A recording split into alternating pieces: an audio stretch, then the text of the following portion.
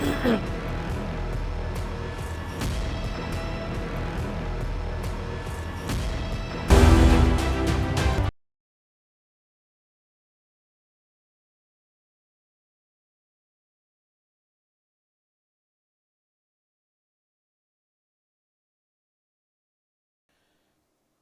आप देख रहे देश का सवाल, बड़ा सवाल, क्या अमेरिका अब ईरान पर हमला करने वाला है? अगर ईरान ने अमेरिका की शर्तें नहीं मानी तो कितना बड़ा खामियाजा भुगतना होगा? और क्या ईरान अमेरिका की धमकी से डर जाएगा? अगले 48 घंटे बहुत अहम होने जा रहे हैं ईरान के लिए, अमेरिका के लिए, इजराइल के लिए, क्योंकि अमेरिका ने साफ साफ कह दिया है कि अगर न्यूक्लियर समझौता नहीं होता है, न्यूक्लियर प्रोडक्शन अगर बंद नहीं होता है, तो आने वाले वक्त में यह मुश्किल बहुत बढ़ जाएगी। उन्होंने साफ साफ कहा कि न्यूक्लियर प्रोग्राम ईरान को हर कीमत पर बंद करना पड़ेगा। जितना भी इनरिच्ड उनके पास यूरेनियम पड़ा है उसकी जानकारी बतानी पड़ेगी, उसकी क्वांटिटी बतानी पड़ेगी, उसकी लोकेशन बतानी पड़ेगी। साथ ही साथ अमेरिका ने यह कहा कि लंबी दूरी के जो मारक रॉकेट्स हैं उनका प्रोडक्शन तत्काल बंद करना पड़ेगा। अमेरिका ने यह भी कहा कि बातचीत के टेबल पर अगर ईरान आता है तो थोड़ी राहत दे सकते हैं, लेकिन यह सिर्फ 48 घंटों की मियाद है। एक्सपर्ट्स क्या कह रहे हैं पहले वो सुनिए, उसके बाद हम डिबेट की शुरुआत करेंगे। तरह के बादल तो बड़ी तेजी से मंडरा रहे हैं। अमेरिका का काफ़ी से बड़ा जमावड़ा अरब सी में आ गया, जिससे साफ तौर पर जाता है कि कुछ बड़ा धमाका होने वाला है। ईरान के ऊपर अमेरिका की तरफ से हमला होता है या नहीं होता, ये तो समय बताएगा। जहाँ तक ट्रंप का ताल्लुक है, ट्रंप कम्प्लीटली अनप्रिडिक्टेबल है। क्या करेंगे, कब करेंगे, क्यों करेंगे, कोई नहीं जानता। लेकिन साफ तौर पे उनका जो जमावड़ा है और उनके जो बयान आ रहे हैं वो साफ तौर पे दर्शाते हैं कि अगर ईरान कोई बड़ी डील नहीं करता तो यकीनन अमेरिका उसके खिलाफ कुछ बड़ी कार्रवाई कर सकता है। इस समय डोनाल्ड ट्रंप के सामने एक बड़ी विषम परिस्थिति है। अगर वो अटैक करता है तो 100% सक्सेस की गारंटी नहीं है, कारण कि ईरान ने अपनी ऐसी एंटी शिप मिसाइल्स का जखीरा तैयार कर लिया है जिनका एक मिसाइल का तो वार हेड ही 2 टन का बताया जा रहा है। ऊपर से चाइना ने कुछ ऐसे रडार और HQ-9 रडार उन्हें दिए हैं जो किसी भी मिसाइल को ध्वस्त कर सकते हैं। और जहाँ तक ईरान और अमेरिका की बात है, मैं तो यहाँ तक कहना चाहूँगा कि एक प्रकार का जो द्वंद्व है ईरान और अमेरिका के बीच में, वो एक तरीके का सिविलाइजेशनल वॉर है। 2 कंट्रीज़ तो एक दूसरे के अगेंस्ट हैं ही, पर अगर हम देखें तो हम पाएंगे कि 1980s में, 1979 में जो ईरान हॉस्टेज क्राइसिस हुआ और पहलवी की सरकार को हटा दिया इस्लामिक रिवॉल्यूशन में, उसके बाद से अभी तक अमेरिका और ईरान के संबंध अच्छे नहीं हो। अमेरिका और ईरान के बीच में जब भी युद्ध हुआ, यह तय माना जा रहा है कि ईरान में तबाही मचना तय है। ऑलरेडी पहले से ही जहां ईरान में लोग सड़कों पर हैं, लगातार जन आंदोलन जारी हैं, ऐसे में अमेरिका के लिए बहुत आसान होगा। लेकिन सच्चाई ये भी है कि अमेरिका के निशाने पर जहां जहां परमाणु कार्यक्रम ईरान के चल रहे हैं वो रहेंगे, IRGC के हेडक्वार्टर रहेंगे, IRGC के बड़े अधिकारी रहेंगे, बड़े नेताओं को निशाना बनाया जा सकता है। और ख़ासकर बहुत ही कम समय में अमेरिका कोशिश करेगा कि इस युद्ध को पूरी तरह से ख़त्म कर दिया जाए, और उससे पहले उसका मकसद जो है वहाँ पे खामनेई की सरकार को बदलना है। इसलिए खामनेई को गिरफ्तार करना सबसे प्रायोरिटी पे रखा जाएगा। तो आपने एक्सपर्ट का सवाल सुन लिया, अब ये सुन लीजिए कि हम देश के सवाल में क्या सवाल पूछने जा रहे हैं। क्या यूएस ईरान के पार्शियल न्यूक्लियर प्लांट को तबाह करना चाहता है? और इस सारी स्ट्रैटेजी इसीलिए बन रही है। जी हां, देश के सवाल का सवाल नंबर 2 जिस पर हम चर्चा करेंगे और एक्सपर्ट से वो सवाल हम पूछेंगे, क्या ईरान ने न्यूक्लियर समझौता नहीं किया तो अमेरिका जबरन हमला करेगा? देश के सवाल का सवाल नंबर 3 जिस पर चर्चा जरूरी है, खाड़ी देशों के विरोध के बाद क्या ईरान पर हमला रुक जाएगा? क्या खाड़ी देश भूमिका अहम निभाने जा रहे हैं? सवाल नंबर 4 जिस पर हम चर्चा करेंगे, क्या अगले 48 घंटे में ईरान पर बड़ा हमला होने वाला है? देश के सवाल का सवाल नंबर 5 जिस पर सवाल जरूर पैनल से मैं करूंगा, क्या ईरान अमेरिका का वाकई एटॉमिक अटैक करने वाला है? और अगर ये एटॉमिक अटैक हुआ तो वर्ल्ड ऑर्डर किधर जाएगा? जियोपॉलिटिकल सिस्टम किस तरह से बन जाएगा, लेकिन स्पीच वॉर ब्रेकिंग आ रही है, उसका रुख करना जरूरी है। जी हां, इस वक्त की बड़ी खबर आपको बता दें, इस वक्त की बड़ी खबर जो वॉर ब्रेकिंग आ रही है, ईरान ने अमेरिका को हमले की धमकी दी है। जी हां, इस वक्त की बड़ी खबर आपको बिग वॉल पर दिखाने जा रहे हैं। अभी तक अमेरिका ईरान को धमका रहा था, लेकिन अब ईरान ने अमेरिका को धमकी दी, और धमकी क्या है जरा सुनिएगा। वॉरशिप जो अमेरिका का है उसे डुबाने की चेतावनी ईरान ने दी है कि हम अपने रॉकेट के जरिए आपके वॉरशिप को डुबा देंगे। ईरान की रॉकेट असेंबली हमले के तैयार है, यह बात ईरान कह रहा है। अमेरिका के फौजी अड्डे भी निशाने पर, इस बात की धमकी भी ईरान लगातार दे रहा है। साथ ही साथ ईरान ने यह भी कहा है कि आने वाले वक्त में अगर अमेरिका ठीक से बात नहीं करता है, दबाव की राजनीति नहीं छोड़ता, तो सबसे पहला हमला हम करेंगे। और जिस वॉरशिप के भरोसे अमेरिका ईरान को धमका रहा है, सबसे पहले वही वॉरशिप है जो पानी में डूबेगा, उसी को हम नेस्तो नाबूद करेंगे। लेकिन ग्राफिक्स के जरिए आपको बताने जा रहा हूं आज मैं अमेरिका की वो वेपन असेंबली, अमेरिका के वो हथियार जिसके बारे में अभी तक आपको मालूमात नहीं है। पूरी पिक्चर दिखाएंगे, पूरी डिटेल समझाएंगे, क्योंकि वो जो वॉल ग्राफिक्स आपके लिए आने जा रहा है, उस वॉल ग्राफिक्स पर आप देखेंगे कि किस तरह से अमेरिका के जो हथियार अलाइन हुए हैं ईरान पर हमले करने के लिए, वो हथियार दुनिया के सबसे खतरनाक हथियार हैं। वो हथियार दुनिया के सबसे खतरनाक वेपन नंबर 1 देखिए, F-22 रैप्चर जेट, ये भी वॉरशिप पर डिप्लॉयड है, और इससे बड़ा हमला होने जा रहा है ईरान पर अगर अमेरिका हमला करता है। ये 5th जनरेशन का जेट है। Weapon number 2 F-14 Tomcat jet, इसे पकड़ना मुश्किल नहीं नामुमकिन है, क्योंकि रडार इसे भाप नहीं पाते। ये चुटकी में जाता है, हमला करता है और अपने काम कर कर वापस लौट आता है। Weapon number 3 F-15 eagle jet, सबसे ज्यादा खतरनाक फाइटर जेट है, सुपरसोनिक है, और ये इंटरसेप्टर के साथ जाता है, यानी ईरान के डिफेंस सिस्टम को तबाह कर सकता है, बर्बाद कर सकता है। अब देखिए weapon number 4 third ballistic missile, एक बार में 16 राउंड फायर करती है। ये जो थार्ड टेक्नोलॉजी है, 16 मिसाइलें एक साथ दागी जाती हैं। ये एयर डिफेंस सिस्टम का काम करता है, साथ ही साथ हमले में बहुत अचूक है। वेपन नंबर 5 M51 ICBM, यानी इंटर कॉन्टिनेंटल बैलिस्टिक मिसाइल, जो किसी भी बड़े से बड़े हमले को नल वॉइड कर सकती है, चाहे कितना भी बड़ा घेरा हो, कैसा भी डिफेंस सिस्टम हो। अगला वेपन जो आपकी स्क्रीन पर है, वेपन नंबर 6 मिनटमैन 3, ये 5th जनरेशन का सोनिक मिसाइल है, जो जेट्स को गिरा सकता है मारकर, ड्रोन को मारकर गिरा सकता है, क्लस्टर बम्स के साथ जाता है और 40 फीट नीचे तक वार करता है। वेपन नंबर 7 LGM-30 मिनटमैन, ये एक पोर्टेबल क्रूज मिसाइल है जो अमेरिका अक्सर इस्तेमाल करता है, और पहले भी ये इस्तेमाल होती रही है यमन में, सीरिया में, और अब हो सकता है ईरान पे हो। Weapon number 8 BGM-109 Tomahawk missile, जो पानी से हवा में, जमीन से हवा में, हवा से जमीन पर मार कर सकती है। ये सबसे अचूक मिसाइल है जो अमेरिका इस्तेमाल करेगा अगर ईरान पर हमला होता है। वेपन नंबर 9 RGM-84 हार्पून, ये देखिए, ये मल्टी बैरल मिसाइल सिस्टम है, 6 राउंड इसमें होते हैं, और एक बार में ये 6 राउंड फायर करता है, यानी अगर ईरान अपने मिसाइल से हमला करता है तो ये उस हमले को रोक सकता है। वेपन नंबर 10 UGM-84 हार्पून, ये अमूमन डिस्ट्रॉय से और पानी के जहाजों से लॉन्च किया जाता है, और ये एक तरह का एयर डिफेंस सिस्टम है जो अमेरिका इस्तेमाल करेगा अगर ईरान की तरफ से रॉकेट हमले होते हैं। Weapon number 11 UGM-133 Trident second series, एक ये 4th जनरेशन का सुपरसोनिक मिसाइल है जो अमूमन एक साथ कई धमाके करता है, मल्टी टारगेट्स पर यह अटैक करता है, इसका इस्तेमाल अमेरिका कर सकता है। वेपन नंबर 12 UGM-109 टॉमहॉक, ये प्रेडेटर एक रेस्क्यू मिसाइल है, जब आपके सारे हमले नाकाम हो जाएं और आप दुश्मन को इंटरसेप्ट न कर पाएं, ये मिसाइल वहां पर काम आती है और ये बहुत अचूक होती है। वेपन नंबर जो 13 है वो MQ-1 प्रेडेटर ड्रोन, जिसका इस्तेमाल अमेरिका हर जगह करता है, मिडिल ईस्ट से लेकर और तमाम जो दुनिया भर के मुल्क है इस प्रेडेटर ड्रोन को खरीदते हैं। ये भारत के पास भी है और बहुत अचूक निशाना इसका है। वेपन नंबर 14 MQ-500, एक छोटा ड्रोन है जो जैविक हथियारों को ले जा सकता है, टारगेट को आइडेंटिफाई कर सकता है, ट्रैक कर सकता है, ट्रेस कर सकता है और हमले में मदद करता है।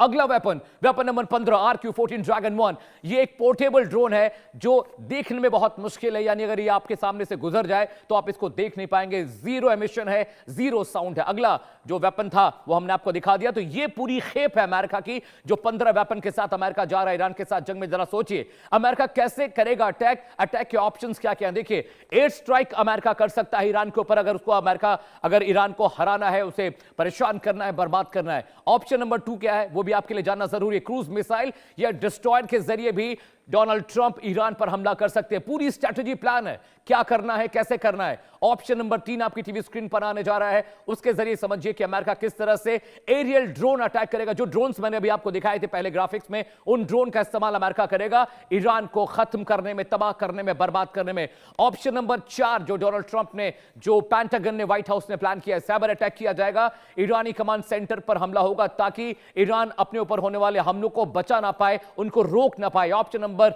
5 आपकी टीवी स्क्रीन पर आने जा रहा है। ये बहुत क्रूशियल इंफॉर्मेशन मैं आपको बता रहा हूं। आर्मी बेस पर हमले का प्लान भी अमेरिका बना रहा है। यानी ये ऑप्शंस अमेरिका के पास है जिनके जरिए वो ईरान पर बड़ा हमला बोलने जा रहा है, क्योंकि तैयारियां पूरी हो चुकी हैं।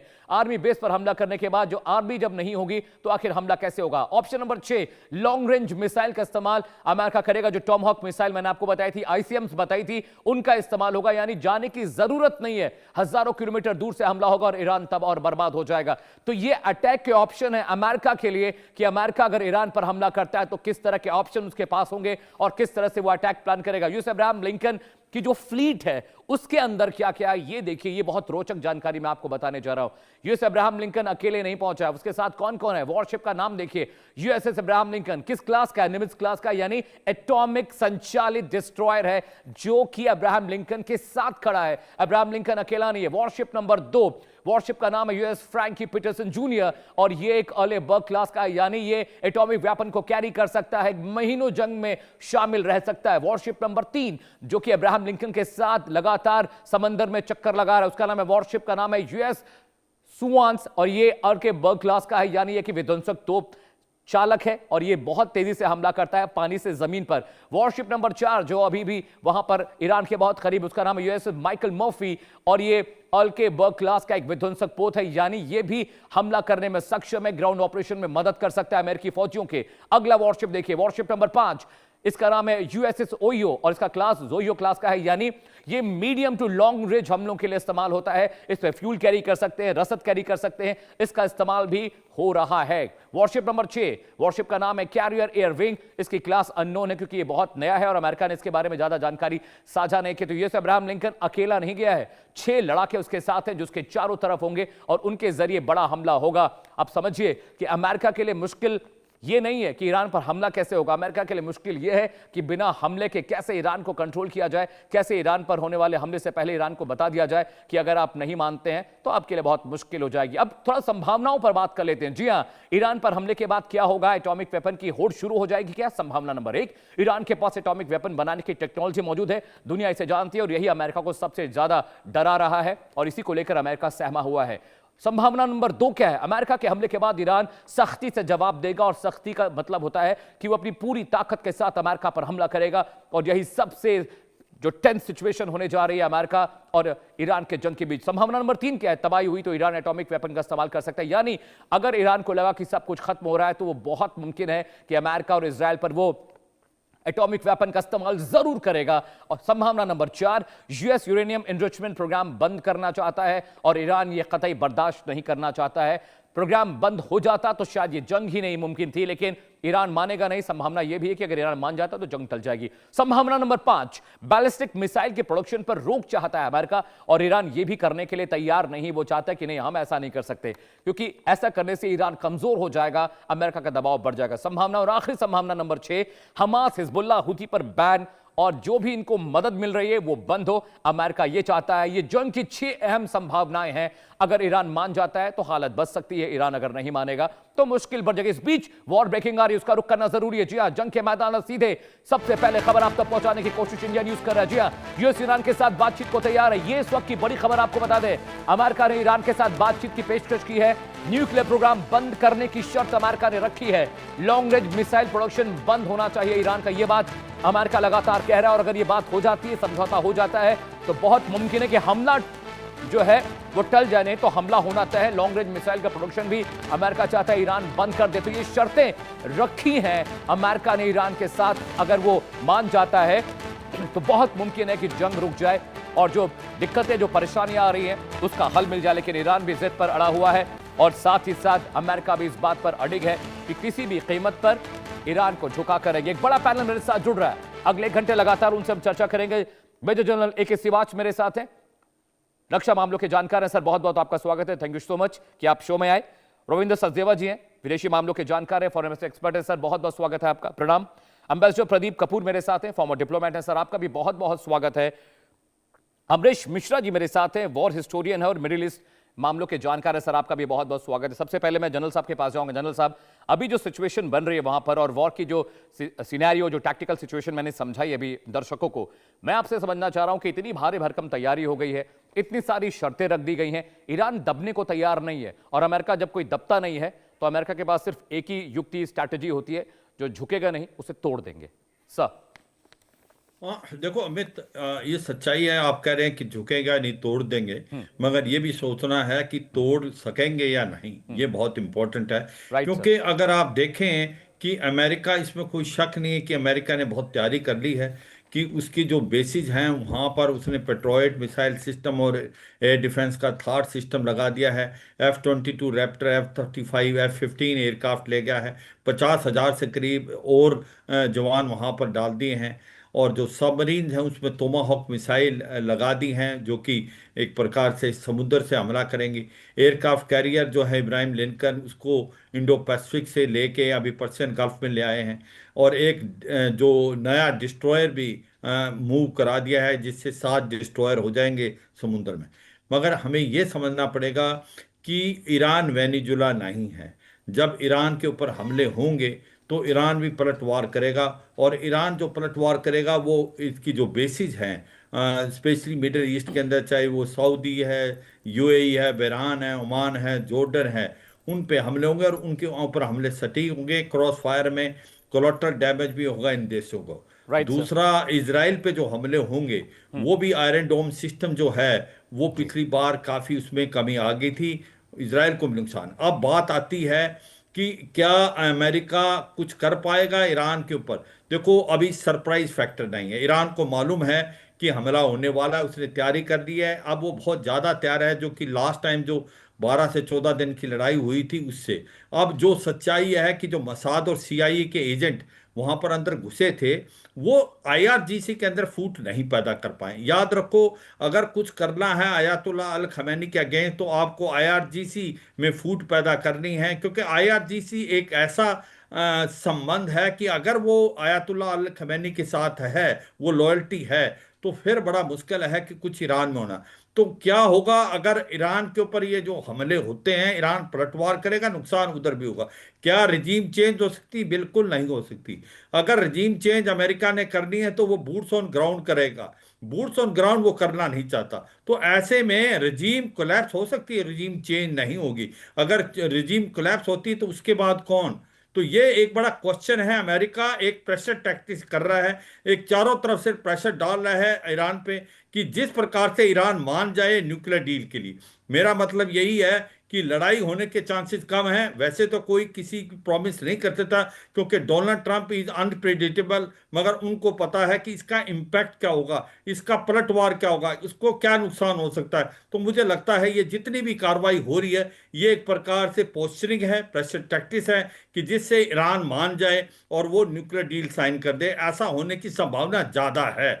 मगर एक चीज हमें समझनी पड़ेगी, जो बात हो रही है कि अगर कुछ और करना चाहे, हो सकता है वो साइबर वारफेयर करे या न्यूक्लियर इंस्टॉलेशन को बर्बाद करे, लिमिटेड अटैक करे, जिससे जो प्रोटेस्टर हैं उनका हौसला थोड़ा सा बुलंद हो, उनको लगे कि अमेरिका वो सपोर्ट करने आ रहा है। मगर इसके भी कोई ना कोई रिप्रिकॉशन हैं, क्योंकि फिर ईरान जो है पलटवार बहुत ज़्यादा कर सकता है। तो ये सच्चाई है। आप देखें, बहुत ही कॉम्प्लेक्सिटी सिचुएशन है, इसका कोई हल आसान नहीं है। इसका क्या कल होगा ये कुछ नहीं कह सकते, मगर ये सच्चाई है कि ईरान एक वेनेजुला नहीं। ईरान के पास जो मीडियम रेंज ब्लास्टिक मिसाइल हैं, यह भी समझना पड़ेगा ईरान के पास क्या कमियां हैं। ईरान का एयर डिफेंस इतना अच्छा नहीं है, ईरान की एयर पावर नहीं है, पर ईरान के प्लस पॉइंट क्या, उसके पास ड्रोन बहुत हैं, उसके पास ब्लास्टिक मीडियम मिसाइलें हैं जो पूरे मिडिल ईस्ट को और इजराइल को घेर सकती है।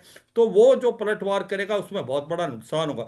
क्या ईरान के पास न्यूक्लियर हथियार हैं? इसका कहना बिल्कुल बहुत ही ज़्यादा मुश्किल है, क्योंकि जब पिछली बार 12 दिन का अटैक हुआ था उसमें उसने 60 एनरिच यूरेनियम सक्सेसफुली वहां से मूव कर दिया था। क्या वो 60 से 90 वेपन ग्रेड बना पाया, ये भी कोई नहीं बता सकता आज की तारीख में। तो ये भी एक क्वेश्चन मार्क है ट्रंप के लिए कि अगर कहीं हमला करते हैं और ईरान के पास न्यूक्लियर हथियार हैं, जिसके चांसेस बहुत कम हैं, मैं ये कहता हूं बहुत कम है, मगर ये भी एक प्रकार से उनको माइंड में रखना पड़ेगा। तो ओवरऑल मुझे लगता है अमित, ये सब पोस्चरिंग है और ये एक पैसिव टैक्टिस है, असली युद्ध चांसेस बहुत कम हैं।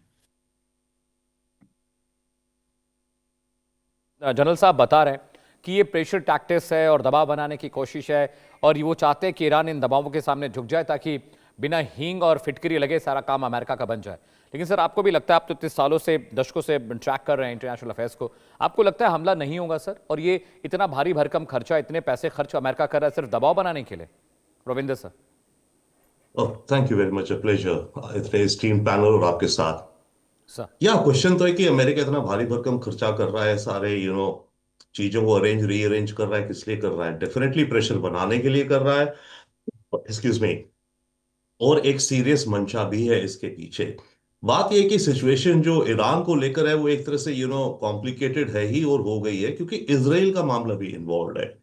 ये मामला केवल अमेरिका और ईरान के साथ का नहीं है, इसमें इक्वली इसराइल एक तरह की कही आप पार्टी कंसर्न्ड है। क्योंकि असली खेल एक तो ये है ना कि इसराइल और ईरान दोनों को जाने दुश्मन मानते हैं, दोनों की सिविलाइजेशन आपस में खत्म करने की बातें करते हैं। और अगर ईरान पे न्यूक्लियर वेपन आ जाता है तो ट्रंप को अमेरिका को क्या खतरा है? भी इतने बड़े मिसाइल तो है नहीं जो अमेरिका तक पहुंचेंगे। उनको डर ये है कि मिडिल ईस्ट में इसराइल तक ईरान न्यूक्लियर वेपन गिरा सकेगा। तो तभी बात हो जाती है नॉट ओनली कि न्यूक्लियर प्रोग्राम कहां जा रहा है, जैसे जनरल साहब बता रहे थे कि 60% एनरिच तक कर चुका है, 90% करके एक डिवाइस बन सकती है एक्सप्लोसिव, बट फिर उस एक्सप्लोसिव मटेरियल को आप किस मिसाइल पे चढ़ा करके बिठा करके आपका मिसाइल क्या इसराइल तक जा सकता है? तभी ये बार बार ये दोनों चीजें एक साथ जा रही हैं। केवल ये नहीं कि आप न्यूक्लियर प्रोग्राम रोको, ये भी है कि जो आपने बैलिस्टिक मिसाइल का प्रोग्राम है ईरान का, उसे रोका जाए ताकि वो लॉन्ग डिस्टेंस मिसाइल्स अच्छे टारगेटेड ना बना पाए। जैसे आपको ध्यान होगा बीच में खबरें ये भी थी कि ईरान ने शायद हाइपरसोनिक मिसाइल डेवलप कर लिया है, और अगर हाइपरसोनिक है तो हाइपरसोनिक को डिटेक्ट करना बहुत मुश्किल होता है, ऑलमोस्ट इम्पॉसिबल होता है आज की तारीख में जो समझा जाता है। तो हाइपरसोनिक मिसाइल बना लिए, उसमें न्यूक्लियर बॉम्ब डाल के इसराइल की तरफ उड़ा देगा तो कयामत आ जाएगी एक तरह से। तो ये एलिमेंट्स है। तो अभी नहीं तो मिड टर्म में कभी ना कभी इनका आपस में एक टकराव होना दिखता है। कब होगा वो कह नहीं सकते। एक और चीज है, ट्रंप ने पिछले हफ्ते जो प्रोटेस्ट चल रही थी जिसमें कहा जा रहा है कि एटलीस्ट 5,000 से ज्यादा 10,000 15,000 लोग मारे गए हैं। एक और एक स्ट्रैटेजी इनके पास है इस समय, ये जो सोच रहे हैं कि जैसे कि टारगेटेड किलिंग करेंगे, मानो लीडरशिप की, खामेनी की, रेवोल्यूशनरी गार्ड की, और ये कह भी रहे हैं कि मदुरो का एग्जांपल देखो हम कर सकते हैं, राइट? वो कहा जा रहा है। इसके अलावा न्यूक्लियर फैसिलिटीज या मिसाइल फैसिलिटीज कर दीजिए। बट जो एक और है इनका है कि जो ये प्रोटेस्ट हुई जिसमें जो ऑफिशियल्स थे रेवोल्यूशनरी गार्ड के या जो और भी थे जिन्होंने फायरिंग्स के ऑर्डर दिए थे कि उनको मार दिया जाए, ताकि जो ट्रंप का प्रॉमिस था ऑल्सो टू द प्रोटेस्टर्स कि आप जस्ट रुको हम आ रहे हैं, उस तरह का इसने मैसेज दिया था, राइट? कि जल्दी हम आपकी मदद में आ रहे हैं, पर अमेरिका मदद में तो उतरा नहीं। तो अगर जो भी अटैक होगा इनका, उसमें एक कंपोनेंट वो भी हो सकता है कि जिन पे चार्ज लगाए जा रहे हैं कि ये ऑफिशियल्स थे मिलिट्री के, रेवोल्यूशनरी गार्ड के या उनकी जो पैरामिलिट्री है, इन्होंने मारा, कि उनको एलिमिनेट करा जाए। क्योंकि एब्सोल्युटली यस, सत्ता चेंज एज सच नहीं होगी। होगा क्या, जैसे ये अटैक कर करके धक्के मार मार के जैसे दीवार गिर रही है, तो दीवार गिरेगी, ओके, इस्लामिक रिजीम गिरेगी, अंदर से कौन कैसे आते हैं वो एक पीरियड केओस का होगा। तो इनके लिए तो बेस्ट सिनेरियो यही दिखता है इन्हें कि फिलहाल ऐसी चोट मारो ईरान पे एक और अब की बार ये कह रहे हैं बहुत बड़ी मारेंगे हम, पिछली बार से बड़ी क्या हो सकती है, वी जस्ट डोंट नो। पर उसके एंड में भी जितनी बड़ी चोट भी मार ले, क्योंकि जब तक रेवोल्यूशनरी गार्ड इस्लामिक रिजीम के साथ है, वो पूरी सिक्योरिटी एक कवच है उसका, ओके, एलीट फोर्स है उनकी, उसके तब तक इस इस्लामिक रिजीम को हटाया नहीं जा सकता। तो या तो आप बड़े बड़े लीडर्स को मार दो, टोटल कंफ्यूजन हो, लोग फिर सड़कों पे आए, क्योंकि जो बेस कंडीशन इकोनॉमी वो तो इंप्रूव हो नहीं रही है, ठीक है ना, वो परेशानी ऑलरेडी चल रही है, इंटरनेट पूरा बंद है ऑलमोस्ट, अभी भी थोड़ा थोड़ा खोल रहे हैं। तो बेस कंडीशंस जो प्रॉब्लम क्रिएट कर रही हैं ईरान के अंदर, और सैंक्शंस का मकसद ही वो है, अमेरिका जब लगाता है कि जहां जिस देश में सैंक्शन लगाओ कि धीरे धीरे उसकी इकोनॉमी गिरने लगे और लोग इतने त्रस्त हो जाए, लोग सड़कों पे आए, सड़कों पे आके अपनी सरकार को उतार दे। यही तो मतलब है सैंक्शंस का अमेरिकन। नॉर्थ कोरिया पे जो लगाई है, क्यूबा पे जो लगाई है, वेनेजुला पे जो लगाई है, वो काम करें या ना करें, पर ईरान कई केसेस में काम कर जाती है कि देश की इकोनॉमी को बहुत बुरा हाल कर देती है। तो वो तो बेस कंडीशन चल ही रही है। अब इसके ऊपर कैसे करेंगे ये, एब्सोल्युटली सारे ऑप्शंस हैं। पर एक क्विक चीज और है मिलिट्री सेंस में, जो छोटा सा है, कि जो इन्होंने वेनेजुला में करा, सरप्राइज कैराकस में जाके किडनैप करके आ गए। याद रखिए कैराकस समुद्र से बहुत पास है, काफी पास है। यहां तेहरान उतना पास नहीं है। तो अमेरिकन फोर्सेस का अंदर जाना, तेहरान पहुंच के लैंड करके कुछ करना, आई डोंट नो, वो बहुत ही रिस्की होगा। तो ये शायद दूर से ही करेंगे, जो भी करेंगे मिसाइल से ही करेंगे। टारगेट्स कौन से होंगे वो देखना होगा। Fair enough sir, fair enough sir, point taken. Pradeep Kapoor साहब मेरे साथ हैं, is a former diplomat. Ambassador साहब, एक मसला ये भी है, जैसे कि रोमिंदर सर कह रहे हैं कि ठीक है अमित, अभी हमला नहीं होगा, लेकिन जो ये प्रेशर बन रहा है, जो ये जो टैक्टिकल सिचुएशन है, ये जो वॉर पैरामीटर अमेरिका बना रहा है। अमेरिका के बारे में सर एक बात बहुत कही जाती है कि अमेरिका सालों इंतजार करता है सही मौके की। तो अभी तो 3 महीना ही हुए हैं, 2 महीने ही हुए हैं ये वॉर पैरामीटर सेट करते करते। आपके हिसाब से अभी जो वहां पर कम्युनिकेशन, डिप्लोमेटिक कम्युनिकेशन का एक रास्ता खोला, अमेरिका ने कहा कि भाई ईरान टेबल पर आए, बात करे, अपने न्यूक्लियर प्रोग्राम को बंद करे, इनरिच जो यूरेनियम है उसकी क्वांटिटी, क्वालिटी और लोकेशन के बारे में बताए, हम अपनी टीम भेजेंगे, वहां देखेंगे कि उनके न्यूक्लियर प्रोग्राम में क्या कुछ चल रहा है। और डर ये भी है कि कहीं ना कहीं ईरान ने न्यूक्लियर वेपन डेवलप कर लिए हैं, क्योंकि उनके पास टेक्नोलॉजी है, इस बारे में सब जानते हैं। तो अभी क्या अमेरिका डिप्लोमेटिकली इस चीज़ को हैंडल कर पाएगा, या आपको लगता है कि ईरान जितना एग्रेसिव हो रहा है अमेरिका के ऊपर, आपको लगता है कि थोड़ा मुश्किल बढ़ने वाली है ईरान की?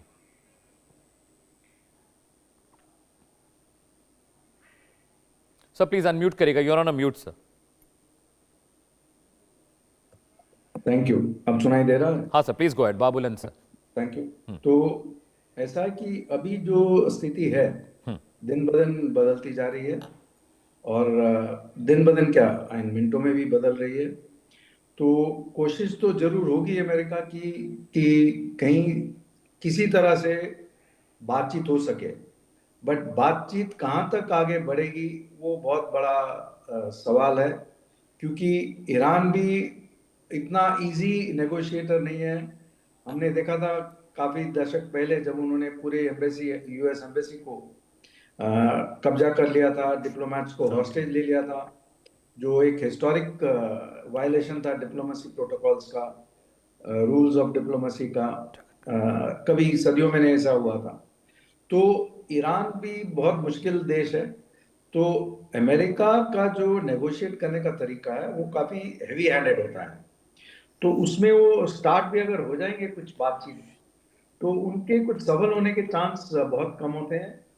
तो ये भी देखना हमको, क्योंकि जब वो उस टाइम पे, पहले टाइम में जब वो एग्रीमेंट हुआ था कि न्यूक्लियर नहीं जाएगा ईरान और उनको कुछ पैसा भी मिलेगा वेस्टर्न वर्ल्ड से डेवलपमेंट के लिए, फिर अमेरिका ने उससे अपने आप को निकाल दिया था उस ट्रीटी से, उस एग्रीमेंट से। तो अब ये देखना होगा कि किस पॉइंट पे इनका सारा कम्युनिकेशन ब्रेकडाउन हो जाता है, क्योंकि उस पॉइंट पे फिर अमेरिका वार करेगा। अमेरिका के पास टेक्नोलॉजी बहुत एडवांस है, दुनिया की सबसे एडवांस्ड टेक्नोलॉजी है, वेपनरी है, और जो इक्विपमेंट है उनका कोई मुकाबला नहीं है। ईरान का जो स्ट्रेंथ्स हैं वो ये है कि एक तो ड्रोन टेक्नोलॉजी में उन्होंने बहुत ज़्यादा एडवांसेस कर लिए हैं, यहाँ तक कि रशिया को भी बहुत ड्रोन सप्लाई किए हैं।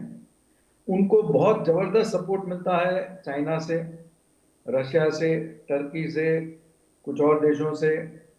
उनके जो मेन प्रॉब्लम्स हैं, एक तो उनका जो रिलेशन है इजराइल के साथ जो बहुत शुरू से बिगड़ा हुआ है, और उन्होंने हमास को, हिजबुल्लाह को, हुतीज को, हर तरह जो रिबेल्स हैं, जो टेररिस्ट हैं, उनको सपोर्ट करके इजराइल को भी सराउंड करके रखा हुआ था।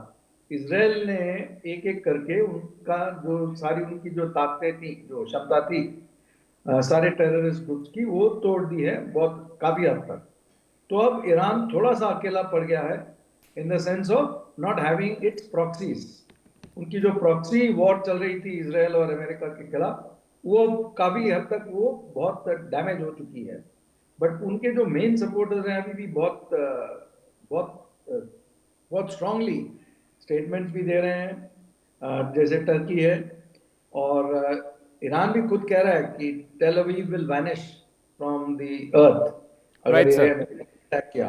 Right, तो sir. अभी मेरे हिसाब से तो it is poised very delicately, and the chances of a war breaking out are there 50% or 51% over the next few days. Right sir, And thank you. ठीक है। अमरीश मिश्रा जी मेरे साथ। अमरीश जी, अभी मिडिल ईस्ट की जो सिचुएशन है, क्योंकि जंग जो होने वाली है, जो सिचुएशन है वो ईरान अमेरिका के बीच है, लेकिन सारे खाड़ी के देश डरे हुए हैं क्योंकि अगर हमला ईरान पर होगा उसका इंपैक्ट, उसका आफ्टरमाथ पूरे मिडिल ईस्ट पर पड़ेगा। तुर्की चाहता है जंग रुक जाए, सऊदी अरेबिया, यूएई, जॉर्डन, ये सब कंट्रीज मिलकर अमेरिका को समझा रहे हैं, लेकिन ईरान ने इन सबको उल्टा धमका दिया है कि अगर आपकी जमीन का इस्तेमाल मेरे ऊपर हमले के लिए होता है तो आप भी सब हमारे दुश्मन हैं। तो ईरान सिर्फ 1000-2000 रॉकेट के भरोसे इतनी छाती चौड़ी करके बात कर रहा है, और जो मिडिल ईस्ट की कंट्रीज हैं सर, उनको कहीं ना कहीं इस बात का जरूर डर है कि ईरान पर हमला हुआ तो क्रूड प्रोडक्शन पर असर पड़ेगा, उनके ऑयल एक्सपोर्ट इंपोर्ट पर असर पड़ेगा, उनका जो ओवरऑल बिजनेस है उसको बहुत डैमेज मिलेगा। यही रीजन सिर्फ इतना ही है, या ईरान खाड़ी देशों का अपने आप को लीडर समझता है, उनका सबसे बड़ा मसीहा समझने लगे हैं खलीफा साहब खुद को, खामनेई साहब? देखिए, मुझे यहाँ बुलाने के लिए धन्यवाद, और जो एस्टीम्ड पैनल है, I acknowledge the esteemed panel. देखिए, जो आपने बात कही उसमें बहुत सारे फैक्चुअल इनएक्यूरेसीज, माफ करिएगा, और उसको मैं जरा पॉइंट आउट करना चाहता हूं, क्योंकि मैं 28 दिसंबर 2025 से और 2 जनवरी 2026 तक मैं ईरान में ही था। वहां सेमिनार था एक कासिम सुलेमानी की टैक्टिक्स और स्ट्रेटजी पे, जिसमें मैं इंडिया से अकेला था। Right sir. और वहां मेरी एक्सपर्ट से कई फील्ड्स के एक्सपर्ट से इंटरेक्शन हुआ, और उसमें मैंने बहुत कुछ जाना ईरान के बारे में। देखिए, सबसे इंपॉर्टेंट मैं आपको बात बताता हूं कि इस समय सऊदी अरेबिया और ईरान को लड़ाने की जो एक अमेरिका की कोशिश रही है, अमेरिका इजराइल की, और एशिया सुन्नी मुद्दे पे, वो चाइना ने डायलॉग शुरू किया था 2 साल पहले, और अब इस स्थिति में पहुंच गया है कि सऊदी अरेबिया ने यहां तक बयान दे दिया है कि हमारे बेस, हमारी जगह, हमारी जमीन से कोई ईरान पे हमला नहीं होगा, जो कि अनप्रेसिडेंटेड है। टर्की भी कह चुका है, कतर भी कह चुका है, यहां तक कि यूएई भी कह चुका है, राइट सर, कि हमारी जमीन से कोई हमला नहीं हुआ। तो अगर इन जमीनों से हमला नहीं होगा तो जो अमेरिका ने जो 450-500 जेट्स वहां इकट्ठा कर रखे, वो कहां से उड़ेंगे? केवल जॉर्डन का जो मुवाफक जो एयरपोर्ट है, केवल उससे उड़ेंगे क्या?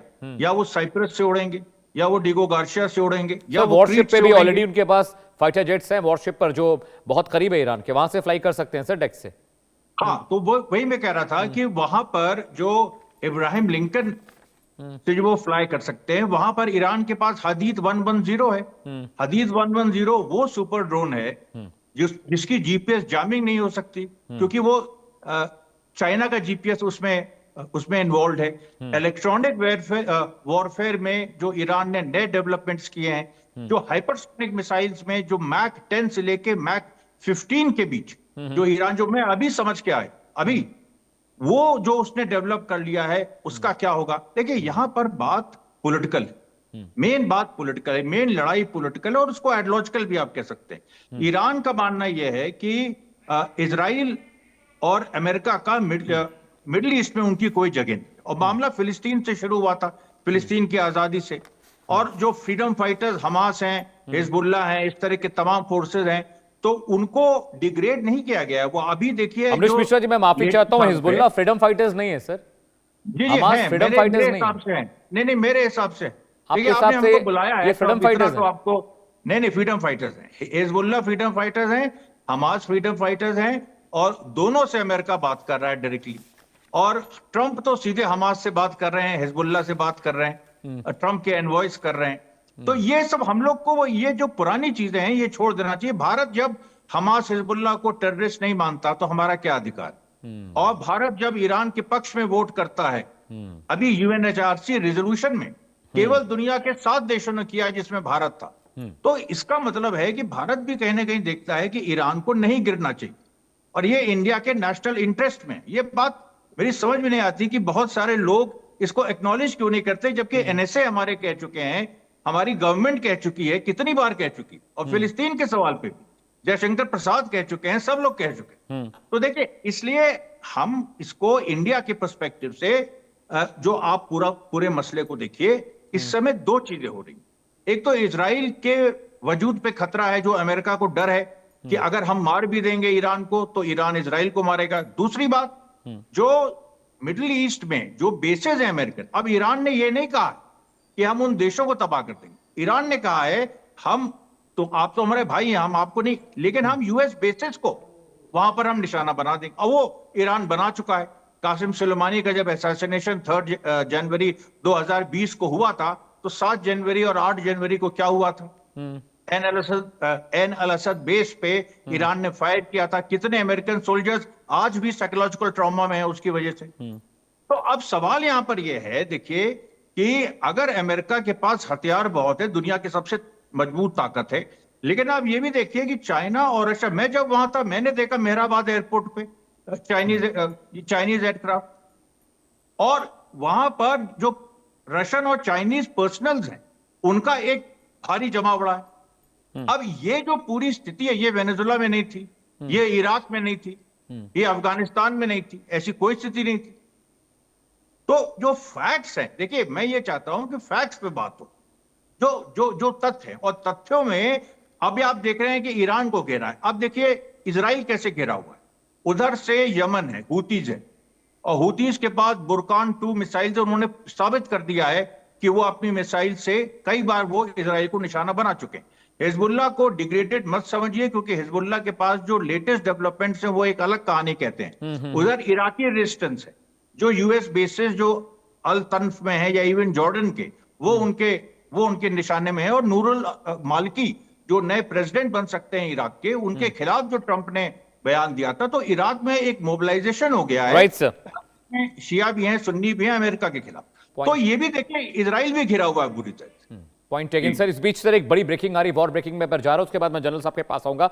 बड़ी खबर का रुख करते हैं। जी हां, खाड़ी देशों का अमेरिका पर बड़ा दबाव देखने के लिए मिल रहा है। सऊदी अरब, तुर्की, कतर ने शांति की अपील की अमेरिका से। जी हां, ईरान ने खाड़ी देशों को धमकाया है, और ये ब्रेकिंग आपको हम दिखा रहे हैं, बिग ब्रेकिंग आपको हम दिखा रहे हैं किस तरीके से अब आने वाले वक्त में मिडिल ईस्ट कंट्रीज की भूमिका बहुत अहम हो जाएगी। जी हां, वॉर ब्रेकिंग आपको दिखा रहे हैं। खाड़ी देशों का अमेरिका पर अब दबाव देखने के लिए मिल रहा है। तमाम जो मिडिल ईस्ट कंट्रीज हैं, सऊदी अरब, यूएई, टर्की और जॉर्डन, अब लगातार अमेरिका से बातचीत के पक्ष में वो कह रहे हैं कि बातचीत के जरिए इस मसले को हल किया जाना चाहिए। ईरान ने खाड़ी देशों को भी धमकाया है। ईरान ने कहा कि अगर आपकी जमीन का इस्तेमाल हमारे ऊपर हमले के लिए होता है तो दुश्मन आप भी हमारे होंगे। इस वक्त की बड़ी खबर आपको बता रहे हैं, ग्राउंड जीरो से वॉर ब्रेकिंग जो लेकर आए हैं उसमें यही है कि अब खाड़ी देश भी अमेरिका के साथ लगातार कम्युनिकेशन में है, और डिप्लोमेटिक चैनल के जरिए इस पूरे मसले को हल करने के लिए, इसके सॉल्यूशन पर बातचीत चल रही है। लेकिन अभी जो सिचुएशन वहां बहुत टेंस है। मैं अपने एक्सपर्ट्स के पास जाता हूं। जनरल साहब, अभी जो बात अमरीश मिश्रा जी कह रहे थे उससे मैं ज़्यादा इत्तेफाक नहीं रखता हूं कुछ मसलों को लेकर। हालांकि कुछ चीज़ें हैं जो सही कह रहे हैं,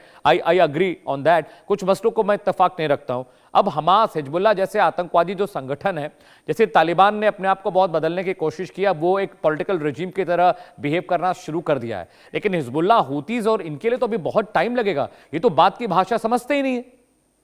ये तो कत्लो गारत में बिलीव करते हैं, गर्दन काट देते हैं पकड़ के। इनको तो फर्क ही नहीं पड़ता कि सिविलियन है, देश का है, बाहर का है, सेना का है, कहीं का आदमी हो। इनकी जो बात नहीं सुनता उसकी गर्दन काट देते हैं। हाँ बिल्कुल। देखो अमित, इसमें तो कोई शक नहीं कि जो 7 अक्टूबर 2023 को हुआ इजराइल में हाँ। वो तो एक जेनोसाइड था। क्योंकि ये जो हमास जिस प्रकार से आके करीब 1200 लोगों को मार देता है, 250 लोगों को बंदी बना के ले जाता है, औरतों का रेप करता है, तो इसमें तो कोई शक नहीं। हमास मैं वहां पर था, मैंने देखी, हालत बहुत खराब थी। फ्रीडम फाइटर्स किसी का गर्दन नहीं काटते हैं सर। हाँ मैं समझ गया, वो उसमें डिफरेंस ऑफ ओपिनियन नहीं। होल्ड ऑन, आप सुनो, इस आप बाद में डिफरेंस ऑफ ओपिनियन हो सकता है। अमरीश जी, I'll come to you. Amrish जी, हाँ, I'll come to you, sir. I'll come to you. I'll give you a chance to speak, sir. I'll come to you. Amrish ji, I'll come to you. Just allow him to speak. Amrish Mishra ji, I'll come to you. Amrish Mishra ji, I'll come to you. I'll give you chance to put your things. Just allow him to speak. Just allow him to speak, sir. बोलने तो दो। Amrish Mishra ji, I would request you allow him to speak. I'll come to you, sir. You can put your thought on. Sir, you can put your thought on air. Just allow him to speak once. General साहब just go ahead, general साहब हाँ, please. सो सच्चाई ये है कि अमित, इसके अंदर नजरिया अलग अलग हो सकता है, पर हमारे हिसाब से चाहे हिजबुल्ला हो या होती हो, हमास हो, इनका अब हिस्ट्री आप जानते ही हैं। Right, अब sir. बात आती है कि दो बहुत इंपॉर्टेंट चीज इसमें आ रही हैं कि अमेरिका के पास लिमिटेड ऑप्शन हैं ईरान को हमला करने के लिए। वो ये है कि जो मिडिल ईस्ट की जितनी भी ये कंट्री, सऊदी, यूएई और जॉर्डन और बहरान, इन्होंने अपनी एयर स्पेस देने से मना कर दिया है। और ऐसे में ये कहां से हमला करेगा? ये अपना इब्राहिम लिंकन से करेगा, या सबमरीन से तोमाहक मिसाइल करेगा, या इजराइल से वो जाएगा आपका एक प्रकार से लेबनान, सीरिया, इराक होते हुए। वो लंबा रास्ता है। तो सच्चाई है कि ये लिमिटेड ऑप्शन है, सरप्राइज फैक्टर नहीं है, और ईरान इसके लिए तैयार है। ईरान के पास भी बहुत बड़ा जमावड़ा है मिसाइलों को लेके, क्योंकि उसके पास 3,500 से 4,000 की मिसाइलें हैं, ड्रोन्स हैं, और इसको जो चीन और रूस ने बहुत ज्यादा हथियार दिए। जो आप बात कर रहे थे, जब ये शाही ड्रोन जो रूस को उसने दिए, यूक्रेन का क्या हालत कर दी उन्होंने। तो ऐसे में चीन ने इसको HQ-9, HQ-15, HQ-19 air defence system दिया है। उसके Right, sir. बाद आप ड्रोन बहुत ज्यादा है इसके। तो मतलब यह है बहुत मुश्किल हो। दूसरा, अगर भारत की बात देखी जाए, भारत को क्या चिंता है? भारत को दो चिंताएं हैं। एक तो यह है कि अगर खाड़ी के अंदर सिचुएशन खराब होगी तो एनर्जी के रेट्स तो बढ़ेंगे, क्योंकि 60 से 70% पूरे वर्ल्ड का एनर्जी वहां से आता है। दूसरा, चाबार पोर्ट, जो चाबार पोर्ट है वो भारत के लिए लाइफलाइन है। वहां Right, पर sir. हमने करीब करीब $1 बिलियन खर्च किया है, जो कि एक प्रकार से direct Afghanistan, central Asian state, north south transport corridor. तो हमारे लिए तो ये अगर युद्ध होता है तो हमारे इंटरेस्ट में बिल्कुल नहीं है। हम Right, नहीं sir. चाहेंगे ये युद्ध हो, क्योंकि दोनों तरफ से हमें बहुत नुकसान है। और मैं अभी भी समझता हूं as a military man, America ये समझेगा कि Iran is not a pushover. Iran जो है, जो बात करें, क्या उसके पास न्यूक्लियर हथियार हो सकते हैं? जब नॉर्थ कोरिया न्यूक्लियर हथियार बना सकता है, जिसको पाकिस्तान ने भी हेल्प किया, किसी ढंग से चीन ने भी किया, तो क्यों नहीं ईरान जो 60 टन के करीब अपना इनरिच यूरेनियम को लेके गया, और वो न्यूक्लियर हथियार नहीं बना सकता? चीन और रूस उसकी मदद कर सकते। तो ये Right, sir. क्वेश्चन मार्क है। तो अगर ये लड़ाई होती है तो ये बहुत भयानक होगी। ये मिडिल ईस्ट की जितनी भी कंट्री हैं वो कोलेटरल डैमेज आएगा, क्रॉस फायर में आ जाएंगी। इजराइल के भी बहुत ज्यादा, इजराइल भी नहीं चाहता ये लड़ाई।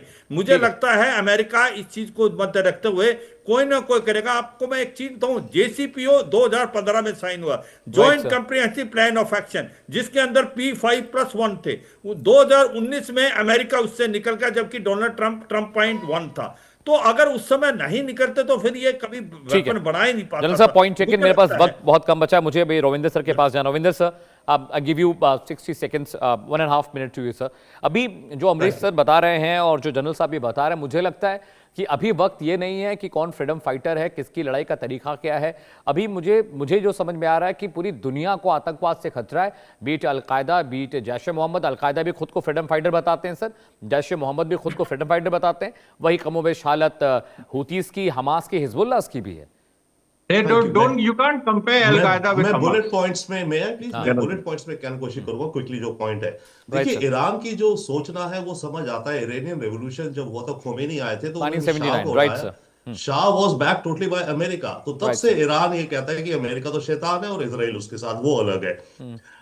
दूसरी बात, अभी बात हो रही थी अरब देशों ने कहा कि हम अपनी एयर स्पेस नहीं देंगे। मैं एक्चुअली इन पे ज्यादा विश्वास नहीं करता हूं, क्योंकि अरब देश कहते कुछ है, करते कुछ है। पीछे अमेरिका के इन्फ्लुएंस में आके ये चुपचाप अपना दे देते हैं, बाद में पता चलता है कि हाँ जी इन्होंने दिया था, बट स्टिल सेंटिमेंट है देखने को।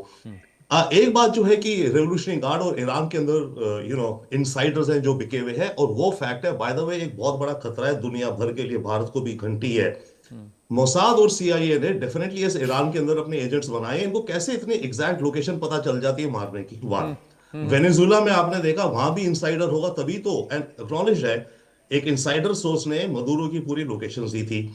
अभी कल से खबरें आ गई हैं चाइना में, अब वो कितनी ट्रू है कि नहीं, चाइना का नंबर 2 जनरल शी जिनपिंग के बाद वाइस चेयरमैन, उसको फायर करके अरेस्ट कर दिया गया। उसपे वन ऑफ द चार्जेस इसने अमेरिका को न्यूक्लियर सीक्रेट्स बेचे हैं। तो जनरली दुनिया को, अमेरिका से सारे देशों में सोचना चाहिए कि सबसे बड़ा खतरा आपको जो है ना, किसी भी देश को अपनी इंटरनल सिक्योरिटी के एट द हाईएस्ट लेवल्स पे है। बाय द वे, बड़ी अलग सी बात है, बड़ी अजीब सी बात है। लास्टली मैं कहूंगा, न्यूक्लियर है कि नहीं ईरान, अगर है, Iran could, why not, I don't know, एक न्यूक्लियर टेस्ट करे। दुनिया में अगर इसे गेम चेंजर कुछ करना है, दिखाना है कि मेरे पास न्यूक्लियर वेपन है, करे। अदरवाइज इसी तरह से चलता रहेगा, कोई गेम चेंजर नहीं होगा। ईरान के लिए अगर कोई एक गेम चेंजर बन सकता है, वो एक न्यूक्लियर वेपन टेस्ट करके गए कि I am nuclear power, already sanctions में है। Fair enough sir, point taken sir. Ambassador Pradeep, मैं आपसे चाहता हूं 1 मिनट आपको दे रहा हूं, उसके बाद मुझे अमरीश जी के पास जाना है। अभी क्लोजिंग कमेंट के लिए सर आपके पास आया हूं। अभी जो सिचुएशन आप देख रहे हैं, आपको लगता है वॉर अभी महीने 2 महीने नहीं होने वाली है? एम्बेसडर प्रदीप अनम्यूट करिए sir, you are on mute sir. महीने 2 महीने की बात तो बहुत लंबे अरसे की बात है। इस पे कुछ ना कुछ एक्शन होगा तो उससे बहुत ही जल्दी होगा, क्योंकि नवंबर में यहाँ पर अमेरिका में इलेक्शंस होने मिड टर्म के। Right sir. तो उसके ऊपर जो प्रभाव होना है इसका काफी असर होगा। तो एक्शन अमेरिका को जो भी लेना होगा उससे पहले ही लेना होगा और लेगी भी। या तो ईरान को अपने आप न्यूक्लियर वेपन्स का स्टॉप करना होगा जैसे वो कह रहे हैं, या फिर वॉर होगी। ठीक है, fair enough sir. Amrish ji, I will come to you, I will give 60 second sir, 1 minute मेरे पास बचा है for a closing comment sir. Amrish ji. नहीं, देखिए, मैं ये मानता हूं कि अभी की जो पूरी परिस्थिति है उसमें जंग की संभावना ज्यादा है, बड़ी है। और क्योंकि इसलिए ट्रंप के भी पॉलिटिकल इंटरेस्ट हैं। हालांकि मिडिल ईस्ट और इजराइल के उनका सोचना सामने से दिखाई पड़ रहा है दूसरा है, लेकिन अल्टीमेटली अगर ट्रंप डिसाइड करेंगे, और ट्रंप इस समय वेनेजुएला के नशे में है, इसमें कुछ कहने की बात नहीं है। भारत पे भी जो उन्होंने हमले किए हैं वो भी हम लोग सब जानते हैं। यहां पर देखिए जंग होगी और इसमें भारत को सबसे ज्यादा सचेत रहना है, क्योंकि आज हम तक भी आई। और उसमें जो पेनिट्रेशन की बात है, जो अभी एक वक्ता ने हमारे कहा कि मोसाद सीआईए का पेनिट्रेशन ये रिजीम चेंज करवा रहा, हमारे पड़ोस में भी रिजीम चेंजेस हुए, तो भारत के अंदर भी इनका क्या, इनकी कोई भूमिका है क्या? इस तरह की बातें भी हैं। क्योंकि ईरान देखिए वो देश है जिसने 1995 में जब पाकिस्तान कश्मीर के सवाल पे इंडिया के खिलाफ सैंक्शंस लाने की बात कर रहा था, तो ईरान ने भारत का साथ दिया था, सब लोग जानते हैं। और भारत ने भी, जो चाबहार पोर्ट है वो भारत की लाइफलाइन है, लोग कह चुके। तो इसलिए देखिए हमारा यही मानना है, क्योंकि हमारी ज्योग्राफी, जियोपॉलिटिक्स में ज्योग्राफी बहुत इंपॉर्टेंट है। हमारी ज्योग्राफी ऐसी है कि चाहे वो रशिया हो, चाहे ईरान हो, इन सब के साथ एक हमारे अच्छे रिश्ते रहे, हिस्टोरिक रिश्ते रहे, वो रिश्ते रहे। और हम तो यही मानेंगे कि जो भी पश्चिम